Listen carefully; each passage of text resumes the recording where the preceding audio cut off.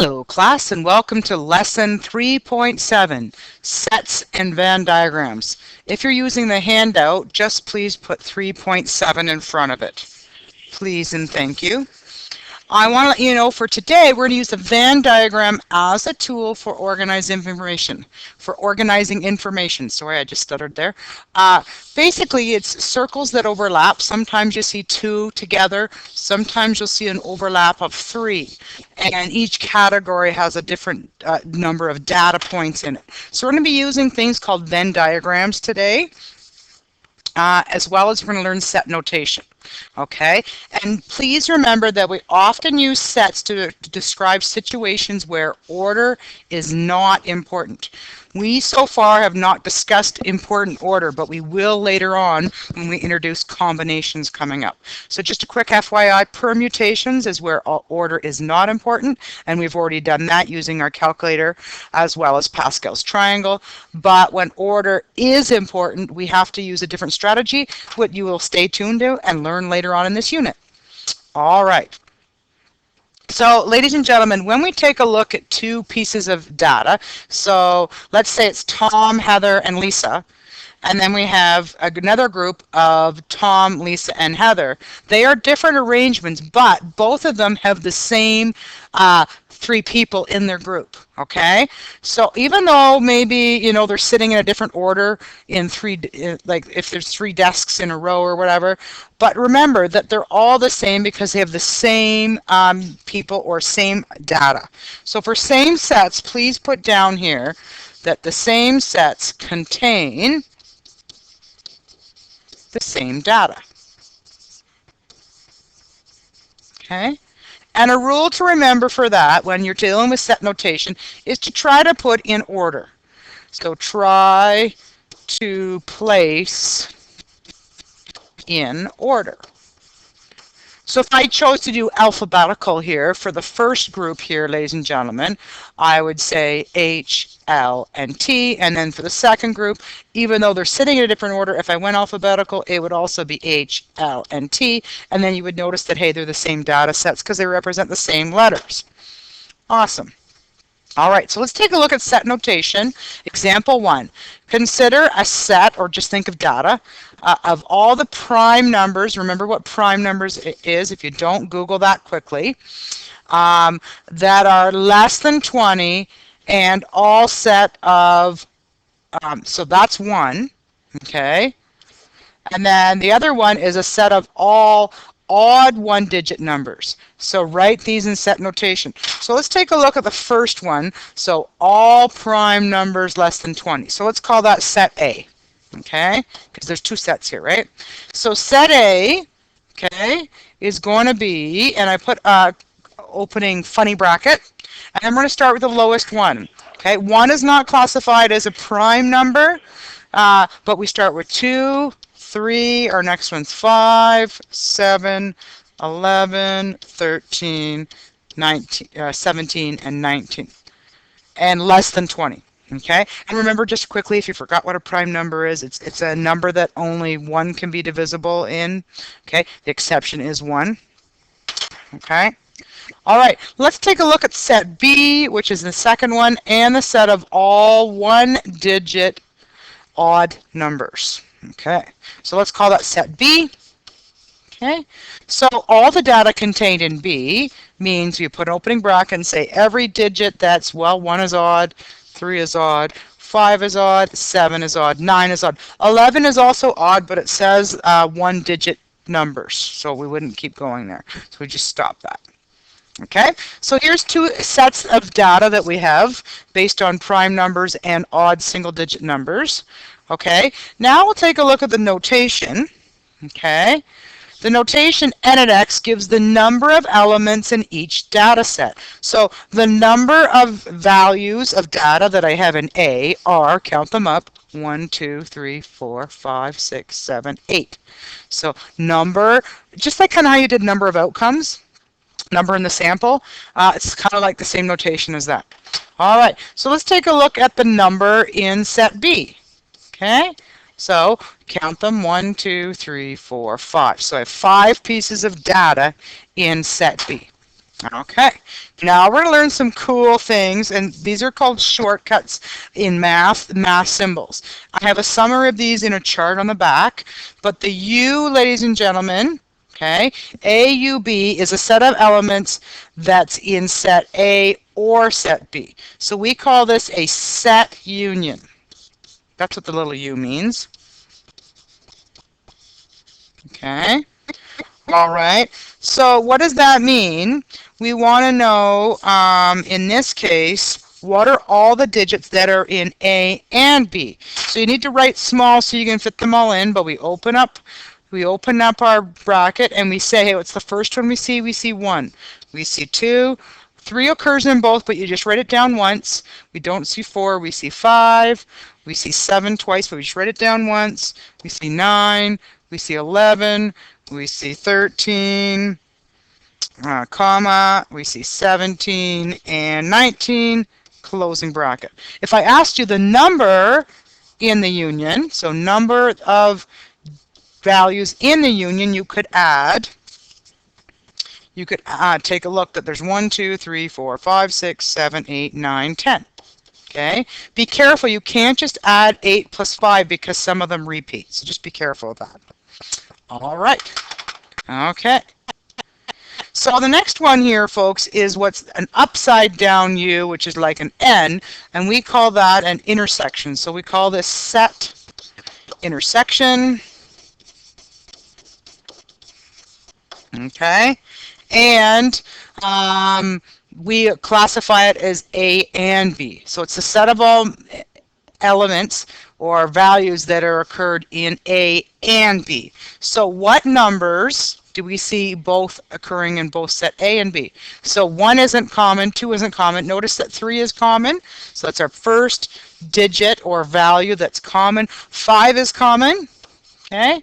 And 7 is common. As we go around, do we see any more? 9 isn't common, and then the rest don't exist because they're double digits. So in this case, there were 3 values that were intersection, meaning they occur in both. Okay, if I asked you for the number of data points that occur in both, you just add those up, that there's 3. Awesome. Hopefully you're okay with set notation, folks. We're going to come back to that in a little bit too.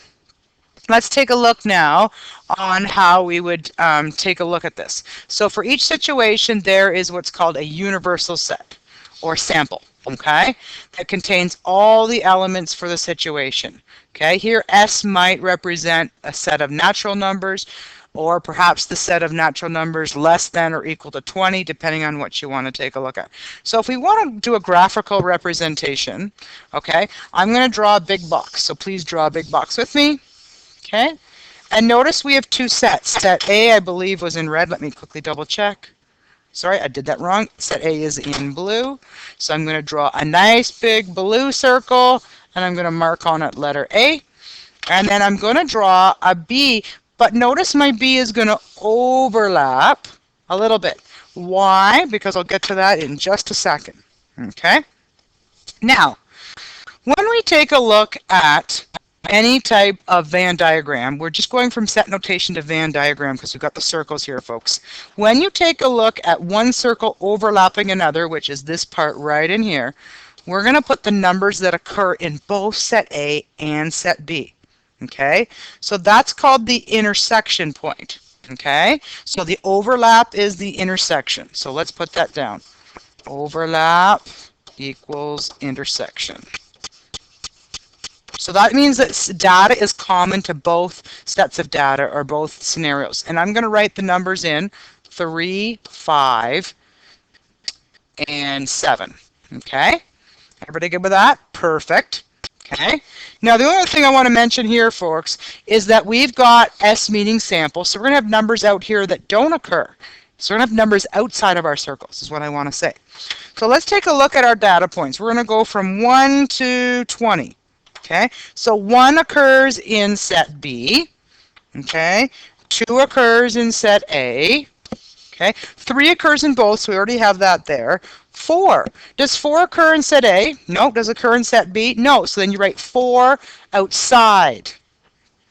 Okay. Doesn't matter what color it is. I'm just putting it outside. Okay, 5, we have it as an intersection already. 6 doesn't occur in both, so we just put it anywhere out in the space. 7 is common to both, so we already have that in the overlap. 8. 8 we need to put somewhere here. Okay, and then 9. 9 occurs in set B. Okay. 10 occurs outside. 11 occurs in set A. 12 occurs outside. 13 occurs outside. 14's outside. Doesn't matter where you put it. 15's outside. 16 is still outside. 17 is in sample A. 18 is outside. 19 is inside A. And 20 is outside. All right. So, although, ladies and gentlemen, that looks a little bit crazy, when we do Venn diagrams, so the final Venn diagram that you're going to display, we show only the number of elements. So we're going to redraw this, and we're just going to count up how many data values occur in each space. Okay? So we're going to draw this. I'm going to have an overlap because there are some that overlap. I'm going to write S for my sample space. I'm going to write A for the circle A. Just give it a blue. I'll mark B for set B data. Okay. Now let's look at our overlap that I have already here in black. How many data values are in there? We have 3. Okay. How many occur in A but not in I apologize, ladies and gentlemen. Can you do me a quick favor? Can you scratch out 13 and put 13 in here? I made it a boo-boo. So please fix that. Thank you.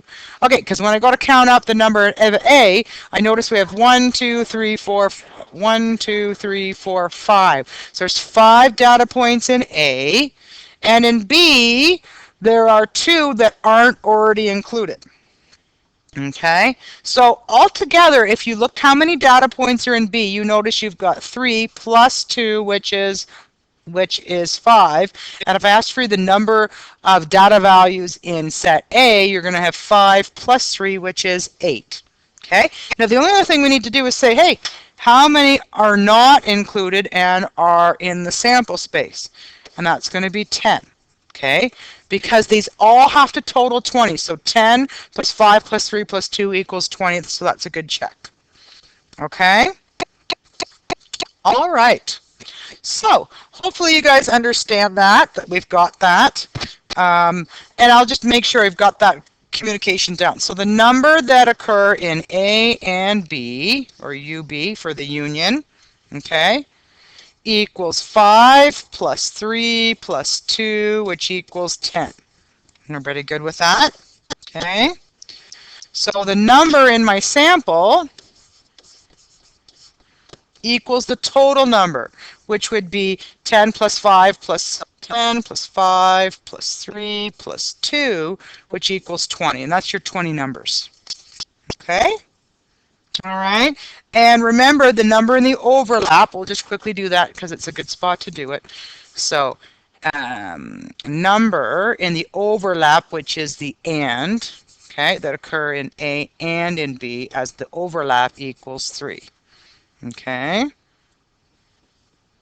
all right, so just remember the union means it occurs in A or B. Sometimes you see it that way. Okay, and this is A and B, so it has to occur in both. Okay, it's the and the or from when we did those principles in the last couple units. All right, so just remember that we're interested in the elements, not in the set X, which is called the complement of X. So when we take a look at, this is X prime, ladies and gentlemen, which is right here. So it's X with a dot in front of it. Okay, so that is when you're not looking for the values, so it's the opposite of what's in it. Okay, so prime means the opposite. So this equals what we call X prime, that's how we say it. And that equals the opposite of X. So in this previous example, if I asked for A prime, Okay, it'd be everything that's not in A. So it would be 10 plus 2, which would be 12. Okay, all right. Okay, so let's take a look at trying to do B prime. Okay, so for example, B prime, okay, meaning what are all the values that are not in prime. Now, it just asked for the values because it said set B. So we're going to go 2, 4, 6, 8, 10, 11, 12, try and fit it in 13, 14, 15, 16, 17, 18, 19, and 20. Okay? So the number that aren't in there, we will do in a quick sec. Actually, we can do it right now. So the number in the that aren't prime, okay, equals the number in the sample space, subtract the number that's in B, which is the opposite. Okay, so we have 20, subtract the number that's in B, which is 5, which equals 15. Or I could just count up all these data values, guys. 1, 2, 3, 4, 5, 6, 7, 8, 9, 10, 11, 12, 13, 14, 15, and you get the answer. Okay, but another way to go about it is taking, hey, how many is in my sample total, and subtracting the opposite. Just like the indirect method, folks, from last unit. All right, so the number, what's A union B prime? Okay, so which data values do not occur in A or B? Okay, so just figure that out. So it's 4, 6, 8, 10, 12, 14, 15, 16, 18, and 20. Okay, and if I asked you for the number that aren't in there, so the number that aren't in that, okay, you could just count it up. 1, 2, 3, 4, 5, 6, 7, 8, 9, 10. Or you could take the number in the sample, which is 10, subtract the number that occur in the outsides or within the circles, which are 10 as well. Okay, so it would be 20 subtract 10. Okay. All right. And if you're wondering what that nomenclature looks like, it's the number in the sample, subtract the number in the union, which occurs in either A or B. Okay, so how do I do that? Look up on my Venn diagram that I have here, and it's kind of like your eyeglass part. I'm going to go like this and show you. So data that lives in A and B are what's included in the circle. So 5 plus 3 plus 2 gives you the 10 right there. Okay, keep moving on. This is fun stuff. I love this. Okay, I'm a visual person, so this is good for me. However, some people not so visual. Okay, it depends on your liking of this type of learning style. Okay, so consider the following sets. A set of standard deck of cards, 52. Okay, so everybody hopefully knows what a standard deck of cards is, where A is the set of diamonds, B is the set of red face cards, and C is the set of blackjacks. Okay, list or otherwise describe each of the followings, and we can't do this all right here, so we're going to need to leave some room. So we'll start with A here. So number in set C. So what does set C represent again? Number of blackjacks. Okay. Well, there's a jack of spades and there's a jack of clubs, so together that is 2 of them. Okay. Awesome. Okay. B. Let's see if we can do A prime. Okay, so what does A mean, folks? A is the set of diamonds, but the opposite is going to be all the set of hearts and clubs and spades. Okay, it didn't ask for the number, but you could calculate it. It would be 13 plus 13 plus 13. It just asked for the opposite, or the prime. Okay, C. Okay, A and B. So what is in set A, which is diamonds, and what is in B, which are red face cards? Okay, well, in that nomenclature, we know that it's going to be jack of diamonds, okay, queen of diamonds, and you can draw them or write them out, it's up to you, and king of diamonds. Okay? If I asked for the number, then you tell me 3. All right. So, taking a look at D. The number in A or C. Okay, or union. Okay? All right. So, the number in A, which is a set of all diamonds, so how many are in just A alone? You know that hopefully there's 13 cards in a set. Okay? Plus what's in B, so the number of blackjacks, we already did that, so number of C equals 2. Okay, but then don't forget we have to subtract any overlap. For example, are there any blackjacks that are diamonds? And in this case there isn't, but be careful with that if you need help with that. You need to make sure you cover for the overlap. So this is for the overlap. Okay, and again there's no overlap here. So that's why it's 0. Okay. All right. And E, if I move this up, so E says the number of A or B. Okay. Sorry, that's a bad bracket. Let me fix that up. Trying to do my U's without a tail. It's hard. I'm used to it. Okay, so what I'm going to do right now, folks, is I'm going to give you what's called the principle of inclusion. It's just a term you're going to want to know. So I'm going to write that out first. It's going to help you to do this. So principle of inclusion. Okay, I'm going to put a box around this guy right here. Okay, so in order to figure this out, it's kind of like what we did up ahead. Okay, it's going to be the number in A. Okay, plus the number in B, but don't forget some numbers could occur in A or B, so you have to say subtract the number that occur in both of them. Okay, so that's that overlap. So again, that overlap is right here. Okay, so let's take a look at this principle of inclusion to figure this out. So now we'll answer the question. Okay, so number of A, which is the number of, is it diamonds? Let me double check. Yep, number of diamonds, so we know that's 13, plus the number in B, okay, which is the number of red face cards. So how many red face cards? We've got 3 in each suit, so 3 diamonds plus 3 hearts is 6, okay? And then we've got to subtract the overlap, okay? So how many of those 6 are diamonds? There's 3 of them, okay? The jack, the queen, and the king of diamonds. Okay, so they're in there as well. That's why you got to subtract them out. Okay, all right, and when we get our calculator and we total that up, that's 16 number.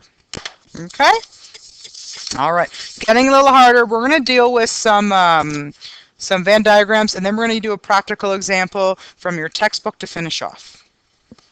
All right, so other sets or tidbits. So if sets A and B do not share any of this same element, we say that they're called disjoint sets. So if they're disjointed sets, when you draw a sample space, ladies and gentlemen, there is no overlap. Okay, so no overlap. Okay. And if there's no overlap, then we call these mutually exclusive events. Okay? They can't occur at the same, we can't get the same results, so they're not occurring. Okay? So if we tried, again, it says here, if we tried to take a look at the number that overlap, it's 0. Why? Because there's no overlap. So that occurs there too. Okay? So if I, instead of just the number, if I said, hey, what's occurring between A and B, you'd have what's called an empty set,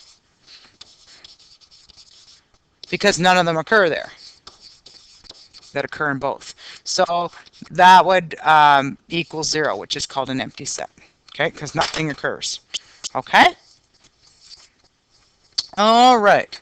So now we're taking a look at a little bit of Greek letter. So X belongs to A means that X is an element in A. If you think about domain and range when you did that in grade 11, domain is such that X belongs to a set of real numbers. You've seen that before. Hopefully it's not too foreign for you. Okay, so this symbol, which is kind of like that, it means belongs to. It's just a Greek letter. It's used in mathematics. Okay. All right, and the next terminology is a C with a underline under it.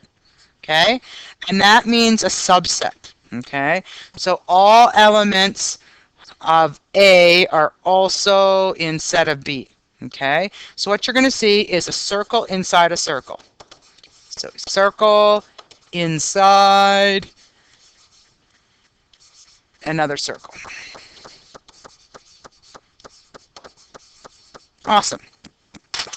Okay, and ladies and gentlemen, just to quickly represent, if there's no values or an empty set, it just represents an empty set or a null set. That just means it has no elements or no overlap. So that's mutually exclusive. All right, one last Venn diagram, and then we're going to do an example from the textbook. Okay, so looking at this Venn diagram that's right here, we're going to take a look at some of these examples. So A. It says a subset of another. So which one is a subset? So which circle occurs exactly inside another circle? Hopefully you notice hopefully you notice that circle D is inside circle C. So you're going to say that D is a subset of C. Okay? All right. Let's take a look at B. Okay? So two disjointed sets, which means the circles have no overlap. Well, I see a couple here. You could say that D and B, because they don't overlap, or that's one set, or, oh, it says two distinct. So two disjoint sets. So that's one set, and the other one is going to be A and D. Okay? So it doesn't matter what order you do it in, one or the other first. It asks for two, so you need both of them. Okay? So instead of or, you can just say and, whatever you want to do. But you need to put a line to separate the two so you know which ones are which. All right, C, the number in D. Okay, so the number in D is 8. Okay. Number in C. Well, take a look at C, ladies and gentlemen. C is this big circle here. And you have to count everything. So even notice that D is still in C, so you got to count that 8 as well. So it's going to be 8 plus 2 plus 1 plus 5 plus 3 if I go around clockwise. Okay? All right. Add that up and you should have 10, 16, 19. Okay? All right. E says the number in A and B. So look for that overlap. So this is kind of tricky, so watch this. So here's A. I'm going to use black for A. Okay. And I'll use blue for B. And notice in the overlap that there are two numbers here that overlap in both of them. Okay, and it's 5 plus 4. So you can write 5 plus 4, which equals 9. Okay? The only difference is that 5 of those value elements are in C, whereas 4 of them are only shared with A and B. But, for example, 5 elements occur in A, B, and C. That's why it's really a triple overlap. If you take a look here, folks, it's really a triple overlap right here in this spot that I'm highlighting here. Okay, and that's going to be critical for when we do a word problem later. We always start with the highest number of overlaps in the next example. That'll make clear sense, hopefully, to you. Okay, finishing this one off. Number in B and C. Okay, so B and C is in this section right here. So hopefully you've got 1 plus 5, which equals 6. Okay, last one here, folks. Oh, here we go. G, the number that occur in A and B and C. So that's that triple overlap that we were just talking about, and that's 5. All right? Okay, so if you need to go get your textbooks, you need them for this next example. And we're just going to take a look at going over example 3. You can read example 2 on your own, but example 3 we're going to do together. I have just copied and pasted the information here. You can just read it together. So just put down page 268, example 3. All right, so ladies and gentlemen, when we're selecting courses or taking courses, it's interesting to see how things are organized. Okay, so it says of the 140 students, 52 take bio, 71 take chem, 40 take physics, 15 take both bio and chem, 8 take chemistry and physics, 11 take bio and physics, 2 taking all 3 of them. And how many students are not taking any of these science courses? This is a big thing when it comes to timetabling, and you might wonder why you don't get your proper course selection or why there's conflicts. Because there's such a variety in courses that could be taken. Okay, so to realize, folks, we need to take a look at what are the 3 courses in science. Well, there's a biology, a chemistry, and a physics. So we're going to let each one of these big circles represent one of them. Okay, so let's let biology be this one. I'll go B for biology, C for chemistry, and P for physics. And don't forget, we need to put a box around this too, because the question asked already, how many people are not taking any of these? Okay, so S is for my sample space. And ladies and gentlemen, I know they asked the question this way, but guess what? In order for me to answer A, I really have to do B first. So we're going to get the Venn diagram filled out first, and then we are going to help us answer A once we do the illustration. Okay. So the key when you're doing this, ladies and gentlemen, notice we've got 3 courses, so we're going to have 3 overlaps. Okay? And notice that this is the section here where we've got the triple overlap, and that's where you're going to start. I'm going to call that the middle. So I'm going to say start in the middle. Okay? And that's where they're doing all 3. So start with the middle, and it says 2 are taking all 3. So guess what? I put a 2 in here. When the textbook lists this, and when you see this on your unit test, hint, hint, hint, always start at the bottom. It'll always say last which one is taking all 3. Okay? That's usually the order that they do these problems with. All right. So now we're going to work backwards. Okay? So start with the middle. That's the biggest number of unions. We have 2 already covered. And now we're going to work backwards. So I'm going to say the next one says 11 take bio and physics. Okay, so bio is this section here, physics is this section. So we have 11, but guess what? 2 is already taken care of. So what do? You take 11, subtract 2, because you got to account for the overlap, and that's going to be the value of 9. So you might want to just write those little things in so you know where it's coming from. Okay?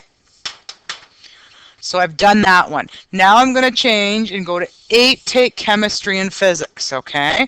So chemistry is here, and physics is here, okay? And it says 8, but 2 of them have already taken all 3, so you're going to do 8 subtract 2, so always subtract from the middle, and that's going to be 6. Okay, everybody okay with that? Awesome, so I've got that one done. Moving backwards on my list, I'm going to take 15, take both bio and chem. So that's this one here, bio and chem. Okay, and if 15 are taking it and 2 are already taking all 3, you know it's going to be 13. If you need to put 15, subtract 2 in, go for it.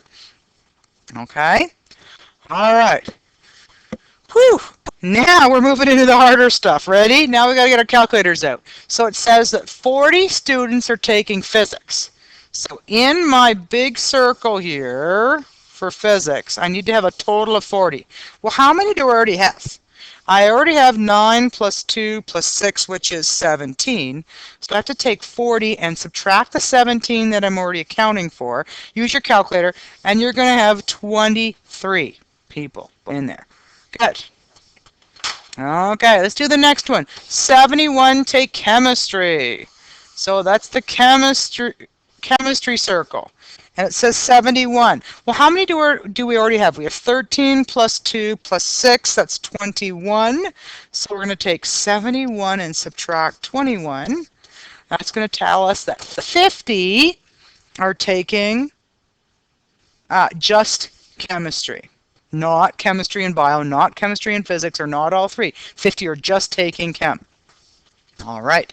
Last one, surely, but not last but not least, 52 are taking bio. So let's circle bio. How many have we already accounted for? 13 plus 2 plus 11, plus 9, I'm adding it, is 24. So you're going to take 52 and subtract 24. So 28, using your calculator, is going to take bio. Okay. Now you're great. You're like, woohoo, I got that. That's awesome. Okay.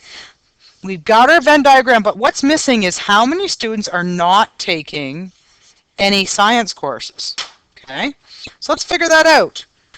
Well, first of all, how many are our sample space? It tells us in our question that we have, what, 140 students. Okay. All right. Now my question is, how many students are taking either biology or chemistry or physics? So now you got to add those all up, okay, whatever values you see. So what I mean by that is any value that you see in here, you add them all up, okay? Take your time with your calculator. So you're going to go 28 plus 13 plus 2 plus 9 plus 23 plus 6 plus 50, okay? And you're going to get that equals 131. Okay. So what does that mean, folks? If I go to answer the question A, which means how many students are not taking it, so that's going to be number of students who are not taking, which would be the prime of it, right? Okay. So you're going to take the number in your sample space, which is 140, subtract how many are taking a science course, which is 131, and you're going to have 9. So to finish your sample, finish your Venn diagram, you got to put 9 in the sample space outside of the sets biology, chemistry, and physics. All right, I know that was a little bit of a long lesson. I will post the homework here, but I'll show you on the last page some of the terminology questions, charts, sorry. So page 270, numbers 1 to 6, and on the last page, folks, we talked about element, which means belongs to. Not an element means there's just a line behind it. Subset we talked about, not a subset is opposite. We talked about subset and equal to. We talked about a union, we talked about an intersection, and not, which means prime, okay? And then empty set we've talked about, okay? Awesome. All right, folks, have a great day. If you need any help, as always, come and see me. Ciao.